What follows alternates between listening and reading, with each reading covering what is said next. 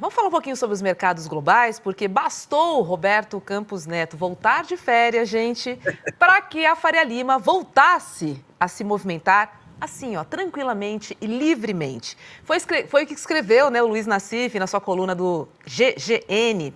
E ele diz o seguinte, que segundo ele, né, o presidente do Banco Central, tem um esforço e aí um reforço em sua tentativa de desestabilizar a economia. Então agora ele está culpando, né, a explosão dos mercados globais, que ontem viram o índice de referência do Japão despencar 13%, o pior em 37 anos. Nassif, por favor, explica pra gente que combo é esse, hein, de tragédias, porque o problema não é só o Brasil mais, né?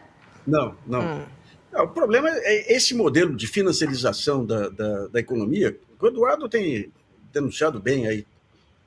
Esse modelo, ele criou um processo de bolha que já vem há um tempo grande aí. Esse processo de bolha faz com que a riqueza financeira é muito maior do que o PIB, os PIBs dos países nacionais, que é a soma de riqueza dos países. O que significa isso? Que os preços dos ativos estão superavaliados. Porque o jogo financeiro é o seguinte, eu compro esse papel, ou essa empresa, esperando que ele se valorize no dia seguinte, no período seguinte, para me vender com lucro. Então, quando você cria um descompasso como esse, todo cara de mercado, ele anda com a mão no rifle.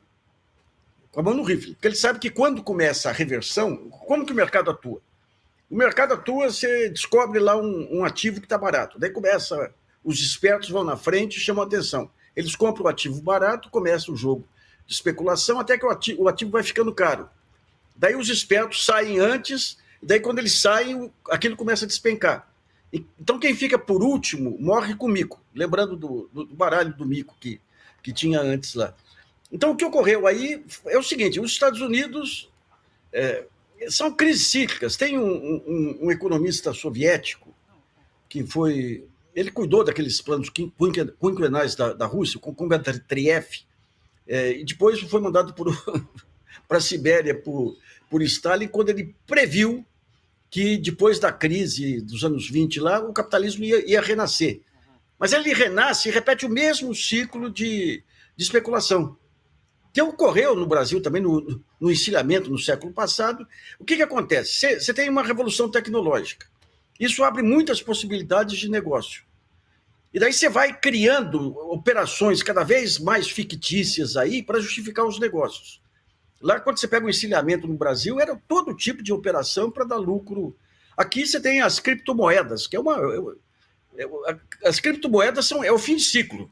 É o fim de ciclo. Isso é mais instável que esses sites de aposta aí, né? Pegadinha do malandro. Esses sites clássica. de aposta. Então, e tudo interligado. Então, sai um dado sobre a economia americana. O número de empregos foi menor do que o esperado. Então começa uma pressão para os Estados Unidos reduzir os juros.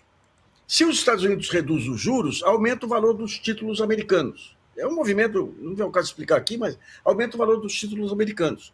Então começa uma corrida de outros países, do dólar em outros países, para ir para os Estados Unidos para poder se beneficiar desse movimento.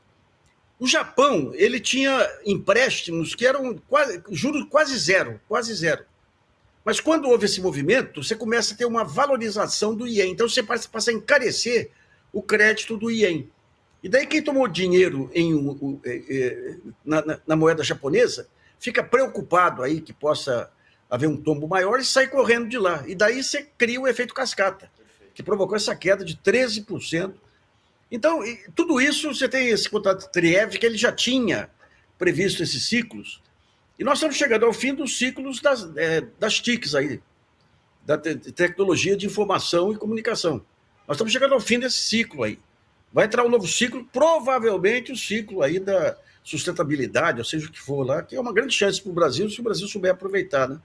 Mas então você vai ter esses solavancos. Daqui para diante você vai ter esses solavancos aí.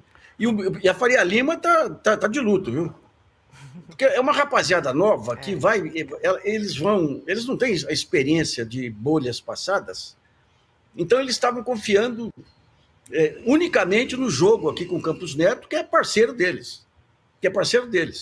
Isso ocorreu no final dos anos 90, que o Gustavo Franco montou uma jogada com o Banco Garantia do Lema, que o Brasil ia anunciar a recompra de títulos da dívida. Então, os títulos da dívida iam subir. Ele passou a dica para o Jorge Paulo Lema, que são os chamados os vampiros aí da economia. O Lema comprou um monte de título da dívida brasileira, daí explodiu a crise na Rússia, lá balançou todos os mercados e o Garantia quase quebrou.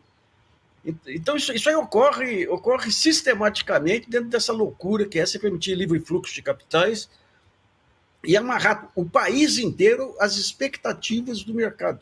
Perfeito. Que daí entra no cartel aí da Faria Lima, né? Ô, Nassif, e ao encontro... Enquanto o Brasil não se libertar desse modelo de política monetária e financeira, não tem jeito.